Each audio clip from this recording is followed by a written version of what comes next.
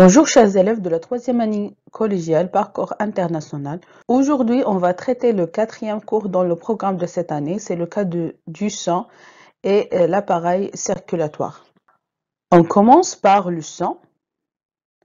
On peut dégager les constituants du sang à partir d'une observation à l'œil nu en prenant un tube qui contient du sang frais avec un anticoagulant pour empêcher la coagulation du sang. Alors, pour isoler les particules du sang, on utilise deux méthodes, soit la décantation ou bien la centrifugation.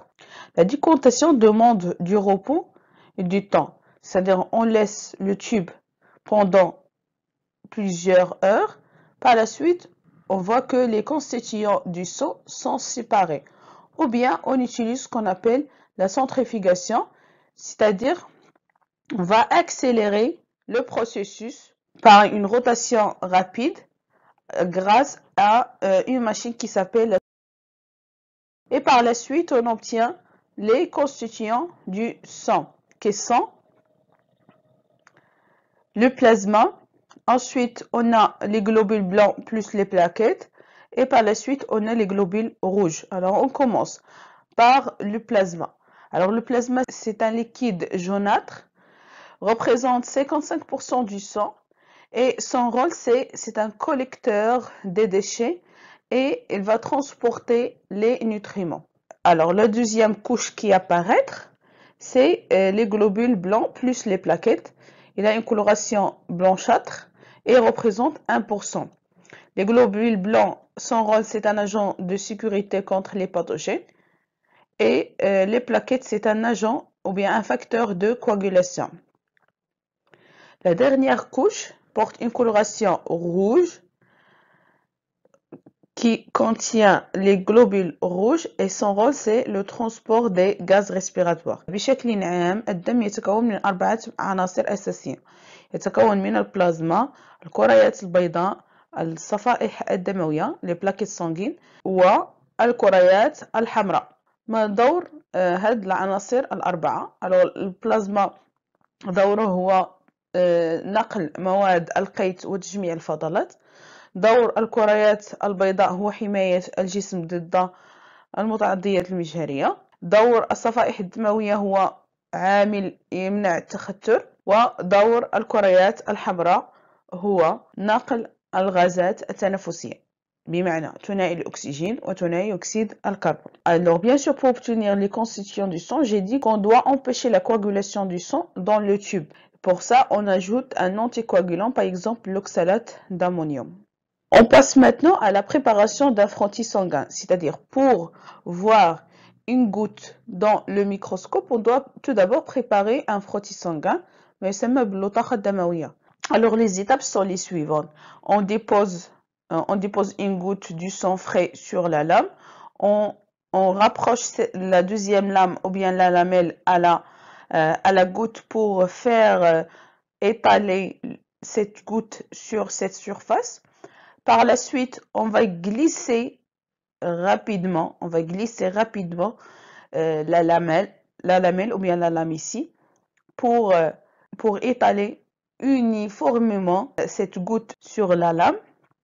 Puis, pour qu'elle soit bien visible sur le microscope, on doit la colorer par ce qu'on appelle le bleu de méthylène, azraq al-méthylène.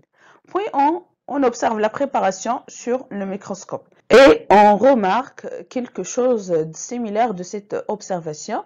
Alors en général, le sang ou bien la goutte du sang contient du plasma qui a une coloration jaunâtre. Alors bien sûr, ici vous avez la frottis sanguin coloré et ici vous avez le frottis sanguin non coloré. Et si vous voyez, la coloration permet de colorer les globules blancs. Alors ici c'est le plasma, ça c'est les globules blancs polynucléaires, les globules blancs polynucléaires متعددة النواة، كريات بيضاء متعددة النواة. Ici c'est les plaquettes sanguines, les plaquettes, ce sont les petites structures. Voilà, ce sont les plaquettes. Ici, c'est les globules blancs polynucléaires. Et ici, vous avez les globules rouges. Ils portent une coloration rouge. Voilà, les globules rouges. Et la dernière composante, c'est les globules blancs mononucléaires. كريات البيضاء أحادية النواة. Alors علاش سميناها أحادية النواة؟ لأنها تتكون من نواة واحدة. والنوع الأول كريات متعددة النواة، أو يسمى أيضا بكريات بيضاء مفصصة النواة، لأنها في الشكل ديالها كتبان بحال أن عندنا عدة نواة. Alors en général, les constituants du sang sont les cellules sanguines, c'est-à-dire les globules rouges, les hématies et le globule blanc. On a les plaquettes sanguines et le plasma. À part ces constituants, on peut trouver dans le sang aussi des constituants organiques, par exemple les lipides, les protides, des constituants minéraux, par exemple sodium, potassium, calcium, les déchets, par exemple l'urée, l'acide urique, l'ammoniac, et les gaz respiratoires qui sont le dioxygène et le dioxyde de carbone. Le sang, c'est un transporteur du gaz respiratoire et des nutriments. On commence par le transport des gaz respiratoires, et on a dit dans les diapositives précédentes que le rôle des globules rouges, c'est le transport des gaz respiratoires. Alors une simple remarque qu'on observe à l'œil nu, c'est que le sang n'a pas la même coloration. On peut trouver le sang sous l'aspect ou bien d'une coloration rouge clair ou bien rouge sombre. يعني الدم في الطبيعة ممكن أن يكون على شكلين أو لونين، لون أحمر فاتح أو لون أحمر غامق. Alors pourquoi cette différence de coloration? Tout simplement, c'est grâce à la combinaison d'hémoglobine avec les gaz respiratoires. Alors l'hémoglobine c'est quoi? L'hémoglobine c'est une protéine portée sur les globules rouges qui donne la coloration aux globules rouges. Ça c'est le premier rôle. Deuxième rôle, c'est il va être combiné avec les gaz respiratoires pour qu'il être transporté. Alors si l'hémoglobine est combinée avec le dioxygène, il va donner un complexe qui s'appelle l'oxyhémoglobine et il porte une coloration rouge vif. Et si l'hémoglobine est combinée avec le dioxyde de carbone, il va donner un complexe qui s'appelle le carboxyhémoglobine et il va donner une coloration du sang qui est rouge sombre. Alors en général, هنشرح لكم باللغة العربية. Alors الدم فهو ينقل الغازات التنفسية. في أي منطقة كينقل لنا الغازات التنفسية؟ على مستوى الكريات الحمراء. في أي منطقة في الكريات الحمراء؟ فوق الكريات الحمراء، لأن فوق الكريات الحمراء كنلقاو بروتين يسمى الخضاب الدموي. هذا الخضاب الدموي هو بروتين يوجد فوق الكريات الحمراء. الدور ديالو هو أنه كيعطي اللون الأحمر للكريات الحمراء، وهو اللي كيرتبط مع الغازات التنفسية باش يتم النقل ديالها. وبالتالي إلى ارتبط مع ثنائي الأكسجين فكيعطينا لون دم أحمر فاتح روج فيف. إذا ارتبط مع ثنائي أكسيد الكربون فالدم كيولي اللون ديالو غامق، وبالتالي ملي كنشوفوا اللون الدم اللون ديالو غامق كنقولوا لو سون اي ريش اون ديوكسيد دو كربون. إلا كان اللون ديالو فاتح كنقولوا لو سون اي ريش اون ديوكسيجين. Maintenant, pour le transport des nutriments, on a vu cette partie ou bien cette paragraphe dans le cours de l'absorption intestinale, dans le premier cours. Alors, en général, les nutriments, les 7 nutriments, ils vont passer de la lumière ou bien la cavité de l'intestin grêle à travers de la villosité intestinale pour atteindre soit les capillaires sanguins ou bien les vaisseaux lymphatiques. On a des nutriments qui peuvent rejoindre les deux voies. On a des nutriments qui passent juste dans le sang et on a des nutriments qui passent juste dans la lymphe. Alors les nutriments qui passent dans les deux, c'est l'eau, les vitamines et les sels minéraux. Et les nutriments qui passent juste dans les capillaires sanguins, ce sont les acides aminés et le glucose. Et les nutriments qui passent dans les vaisseaux lymphatiques, ce sont l'acide gras et le glycérol. On passe maintenant à l'appareil circulatoire. Alors, on commence par la lymphe. C'est un liquide intermédiaire entre le sang et les cellules. Alors, c'est quoi premièrement la lymphe? C'est un liquide biologique incolore ou légèrement jaunâtre. Alors, pourquoi il est légèrement jaunâtre? C'est parce que sa constitution est similaire au plasma. On a deux types de lymphe, la lymphe vasculaire et la lymphe interstitielle. الليمف هو سائل بيولوجي في الجسم، لونه أصفر فاتح، فلماذا اللون ديالو أصفر فاتح؟ لأن التركيب ديالو أو المكونات ديالو فهي تطابق أو تشابه تركيب البلازما. وعندنا نوعين من اللمف، لمف بيفرجي وعندنا لمف وعائي. Alors, comment on obtient ce liquide? C'est sous l'effet de la pression dans les capillaires sanguins. Alors, la pression, بسبب الضغط على جدار الشعيرات الدموية، le plasma traverse la paroi de ces capillaires. جزء من البلازما، voilà، جزء من البلازما يعبر جدار الشعيرات الدموية. Et les constituants du sang, ils vont passer dans le milieu interstitiel من غير الكريات الحمراء ولي بلاكيت، يعني غيمر البلازما وغتمر حتى الكريات البيضاء. وبالتالي شنو اللي كيتكون لنا هنا؟ للمف انترستيسيال او اللمف البيفرجي. جزء من هاد اللمف il va passer dans les vaisseaux lymphatiques، يعني جزء من هاد السائل الموجود في الوسط الداخلي فكيمر العروق اللمفاوية. وبالتالي la lymphe, il est constitué principalement du plasma et des globules blancs. Alors pourquoi on a ces globules blancs? Alors parce que le système lymphatique en général, c'est un système de défense. Alors il contient des nutriments bien sûr, c'est comme le sang, mais il contient une quantité très importante des globules blancs. Et comme on a dit, les globules blancs, ce sont des agents de défense contre les pathogènes. Bien sûr, on les trouve au niveau des organes ou bien les tissus lymphatiques, par exemple au niveau des ganglions lymphatiques, dans la rate, la moelle osseuse, etc. Alors, الجهاز الليمفاوي فهو جهاز دوراني يوجد فيه سائل يسمى الليمف، وهو سائل شفاف أو سائل يميل إلى الصفرة، تقريبا يشبه تركيب الدم، إلا أنه لا يحتوي على الكريات الحمراء والصفائح الدموية، بل يحتوي على الكريات البيضاء، وهو جزء من الجهاز المناعي. On passe maintenant à la structure du cœur. Alors le cœur, c'est un organe musculaire creux constitué du muscle, et le muscle du cœur s'appelle le myocarde. Alors en général, le cœur est divisé en deux parties, un cœur gauche et un cœur droit. Chaque partie contient une oreillette, un ventricule, des artères et des veines. Et bien sûr, on trouve des petites structures qu'on appelle les valvules. Les valvules. Alors, je répète, en général, le cœur est divisé en deux parties séparées. جزئين منفصلين, un cœur droit et un cœur gauche.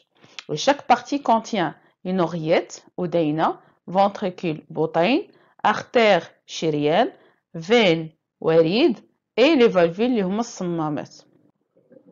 Alors, c'est quoi les valvules? Les valvules, ce sont des petites structures qu'on trouve au niveau du cœur qui permet de faire circuler le sang dans un seul sens. Alors, sa structure permet de faire circuler le sang dans un seul sens. En général, on a deux types de valvules. Valvules artérielles ou bien sigmoïdes qu'on trouve au niveau des artères, artère pulmonaire et l'artère aorte. Et le deuxième type, ce sont les valvules auriculo-ventriculaires qu'on trouve entre les oreillettes et les ventricules. Bien sûr, chacun de ces quatre valvules porte un nom précis. Par exemple, ici, c'est le valvule pulmonaire, valvule aortique, valvule mitrale et la valvule tricuspide. Mais en général, il faut savoir juste les deux types, les valvules artérielles et les valvules auriculo-ventriculaires. On passe maintenant aux vaisseaux sanguins. Alors, les vaisseaux sanguins, ce sont de trois types, les artères, les veines, les capillaires sanguins. Les artères بمعنى الشرايين, les veines الأوردة, capillaires sanguins شعيرات دموية. On va essayer de voir quelle est la différence entre ces trois types. Premièrement, le rôle. Alors, les artères, son rôle, c'est faire circuler le sang du cœur vers les organes. Par exemple, vous avez ici l'artère aorte et ici, vous avez l'artère pulmonaire. Le rôle des veines, c'est l'inverse. Elles transportent le sang des organes vers le cœur. Par exemple, vous avez ici la veine cave et ici vous avez la veine pulmonaire. Et les capillaires sanguins الشعيرة الدموية فهي حلقة الوصل بين الشرايين والأوردة، تعتبر شعيرات دقيقة جد دقيقة. Il permet au sang, au niveau des organes, de passer d'une artériole, petite artère, à une vénule, petite veine. يعني كنقولوا بأن الشعيرة الدموية فهي حلقة الوصل بين الشرايين والأوردة. Deuxième différence, ça concerne les artères et les veines. Alors, les artères, ils portent une paroi épaisse, voilà, une paroi épaisse, constituée de plusieurs couches. Alors, on trouve plusieurs couches. Et il est souple, ce qui lui permet de résister à la pression artérielle. Par contre, les veines, elles ont une paroi moins épaisse, comme vous voyez, moins souple que les artères. بمعنى أن الشرايين فهي مرنة أكثر من الأوردة. Et le dernier différence, c'est en ce qui concerne la présence ou l'absence des valvules. Les artères ne contiennent pas des valvules, mais les veines contiennent des valvules. بمعنى من غير الصمامات الموجودة على مستوى القلب نجد صمامات على مستوى الأوردة فقط، ما كنلقاهمش على مستوى الشرايين. فوالا هذه هي لا ديفيرونس بين الشرايين والأوردة والشعيرات الدموية. On passe maintenant à la révolution cardiaque. Porte un autre nom, c'est le cycle cardiaque. يعني دورة القلب. Alors, c'est quoi la révolution cardiaque? C'est l'alternance de phénomènes qui affectent le cœur et qui se répètent de façon cyclique. هي تتابع مجموعة من المراحل أو الظواهر على مستوى القلب وتتكرر بشكل دوري. Alors, quelles sont les étapes du cycle cardiaque? Premièrement, on a ce qu'on appelle le diastole ou l'inbisat, مرحلة الانبساط. Alors, c'est une période de relaxation cardiaque lors de laquelle le sang pénètre par les veines et remplit les oreillettes. فهي فترة راحة. ملي كنقولوا فترة راحة بمعنى راحة ديال الميوكارد، عضلات القلب، بمعنى أن عضلات القلب لا تتقلص. Pas de contraction de myocarde. اش كيوقع في هذه المرحله؟ فقط الأذينات تمتلئ بالدم عن طريق الأوردة. Alors les oreillettes vont être remplies par le sang à travers les veines. Ça c'est la première étape. La deuxième étape c'est le systole auriculaire où les oreillettes se contractent et éjectent vers les ventricules le sang qu'il contient, puis les valvules auriculo-ventriculaires se referment. Alors dans cette étape, ça s'appelle le systole auriculaire الانقباض الأذيني.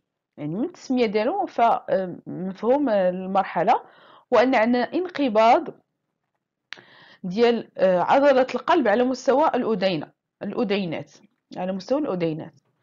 Alors on a une contraction تقلصات une contraction de myocarde au niveau des oreillettes. وهذا الانقباض على مستوى الأذينات غيسمح بمرور الدم من الأذينة نحو البطين. Alors في هذه المرحلة الدم غيمر من les oreillettes vers les ventricules et par la suite غيتسدو هاد les valvules. علاش؟ باش ما يمرش الدم من les ventricules vers les oreillettes. La dernière étape c'est le systole ventriculaire الانقباض البطيني.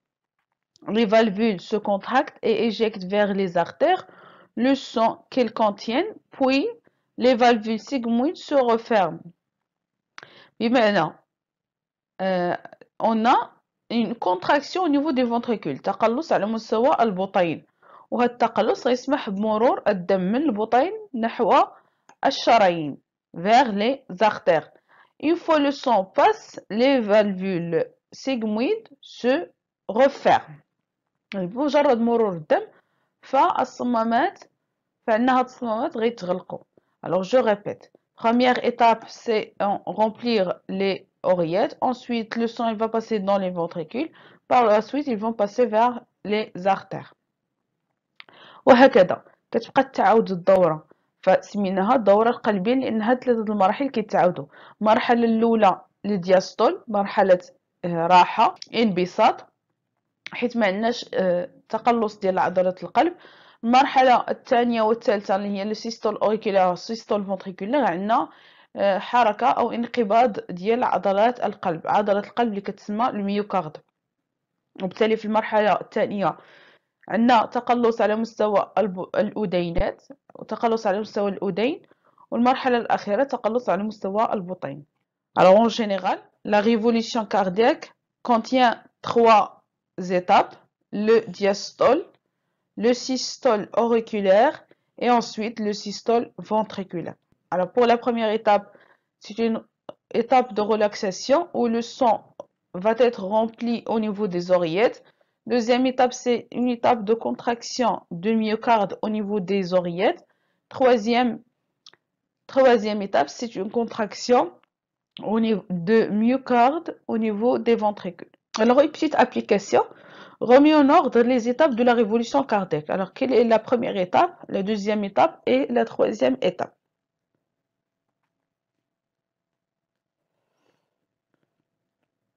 Oui, la première étape, c'est C, parce qu'il n'y a pas une contraction au niveau du myocarde. Ensuite c'est B, parce qu'on a une contraction au niveau des oreillettes. Et la dernière étape, c'est A, parce qu'on a une contraction au niveau des ventricules. On passe maintenant aux phases de circulation sanguine. Alors, en général, on a deux types de circulation qui se font en parallèle. Une petite circulation et une grande circulation. Alors, la petite circulation s'appelle la circulation pulmonaire ou la grande circulation s'appelle la circulation générale. الدورة الدموية فهي نوعان، دورة دموية صغرى ودورة دموية كبرى. الدورة الدموية الصغرى تسمى أيضا دورة رئوية، حيث الدم ينتقل من القلب نحو الرئتين، والدورة الكبرى أو الدورة العامة فيمر الدم من القلب نحو جميع أعضاء الجسم بشكل عام ومختصر، بحيث الدم غينتقل من فين كاف، ensuite oreillette droit, ventricule droit, artère pulmonaire, poumon, veine pulmonaire, oreillette gauche, ventricule gauche, artère aorte, les organes, capillaires sanguins, les organes, ensuite veine cave. وهي كتدور. C'est une circulation. يعني دورة. الدم كينتقل من القلب نحو الرئتين ثم إلى القلب ثم إلى باقي الأعضاء. كما قلت فهاد les deux circulations se font en parallèle. On passe à la dernière partie de ce cours-là, c'est l'hygiène de l'appareil circulatoire. Et dans cette paragraphe, on va traiter de deux choses. Premièrement, les accidents de l'appareil circulatoire. Et qui dit les accidents de l'appareil circulatoire, dit les maladies cardiovasculaires, qui sont dans les principales sont l'athérosclérose, بمعنى تصلب ما يسمى بتصلب الشرايين. Alors qu'est-ce qui se passe? C'est on a un dépôt de cholestérol sur la paroi interne des artères, ce qui va bloquer la circulation du sang. Alors on a aussi d'autres variations, c'est la migration par exemple des cellules musculaires au niveau du cétama de graisse. Et bien sûr, alors c'est pour ça qu'on appelle la maladie تصلب الشرايين. alors شكي وقع في هذا المرض هو أن الشخص الذي يعتمد على تغذية غنية بالدهنيات يتسبب في غلق الشرايين بسبب مستعمرات أو لا ترسب الكوليسترول على مستوى غشاء الشرايين. l'infarctus du myocarde ou la crise cardiaque أو يسمى بالجلطة القلبية. alors علاش كتكون عندنا جلطة قلبية؟ كما كتعرفوا الميوكارد فهو عضلة القلب، وعضلة القلب لكي تقوم بتقلصات تحتاج لثنائي الأكسجين وتحتاج إلى مواد القيت لكي تنتج الطاقة بيان سور باش دير التقلصات.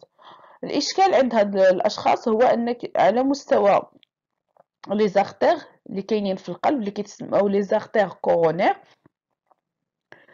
كيترسبوا واحد المجموعه ديال المواد، وهذوك المواد ملي كيترسبوا على مستوى لي زارتير ils vont boucher les artères ce qui va entraîner une dilatation de la douleur كيبدا يحس هذاك الشخص بواحد لا ديفيزيون تاع لا دولار في هاد المناطق كلها.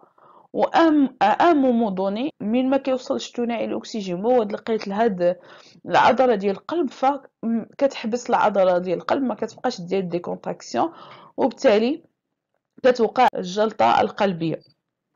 Alors, من بين الأسباب ديال الجلطة القلبية un régime alimentaire riche en graisse animale, الستريس بيان سور حتى الستريس الجسم كيفرز واحد المجموعة ديال المواد manque d'activité physique et l'excès du tabac. l'excès du tabac aussi ممكن يؤدي للجلطة القلبية حيت هذوك المواد الموجودة في الطبق ممكن أنهم يبوشيو لينا أو ممكن أنهم يبلوكيو لا سيركولاسيون تاع لو سون في هاد لي زارتير.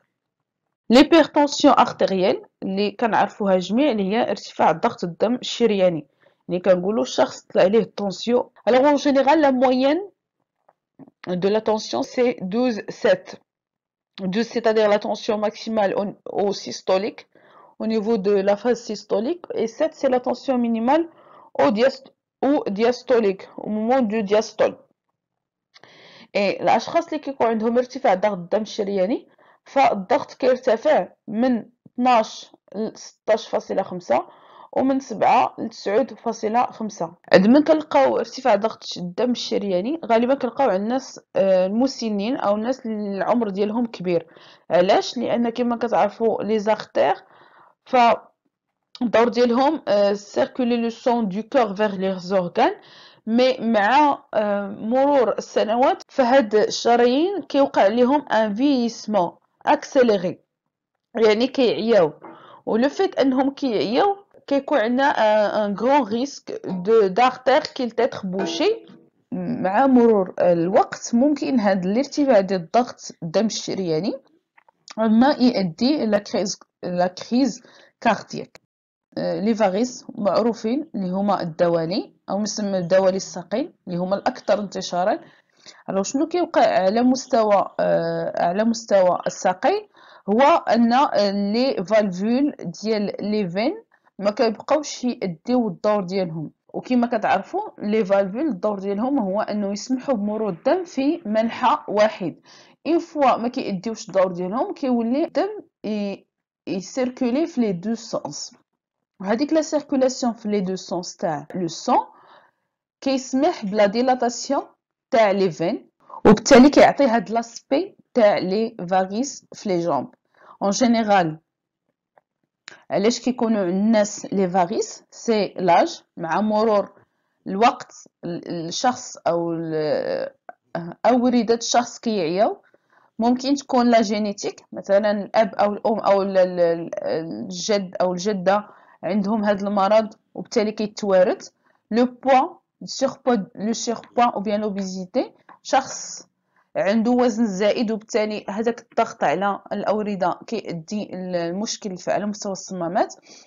لي فام دراسات كتقول بان النساء كيتعرضوا اكثر من الرجال كيتعرضوا للدوالي اكثر من الرجال عند الحمل اكسيتيرا. من بين الاعراض عندنا ديلاتاسيون تاع لي فين دي دولور عندنا دي زولسير. لي زولسير هي اخطر مرحله في الدوالي. pour traiter les varices en général la plus efficace c'est la chirurgie. Alors on a d'autres pratiques efficaces, par exemple faire de la marche, perdre du poids, port des bas de contention, etc. Alors en général pour éviter ces maladies cardiovasculaires ou bien d'autres dangers on doit éviter une alimentation trop riche en lipides d'origine animale, source de cholestérol, faire des exercices physiques réguliers et modérés et éviter d'abuser du tabac et de l'alcool pour empêcher l'accumulation de ces substances dans les artères. J'espère que cette vidéo vous a plu. On se verra dans la prochaine vidéo, Inch'Allah.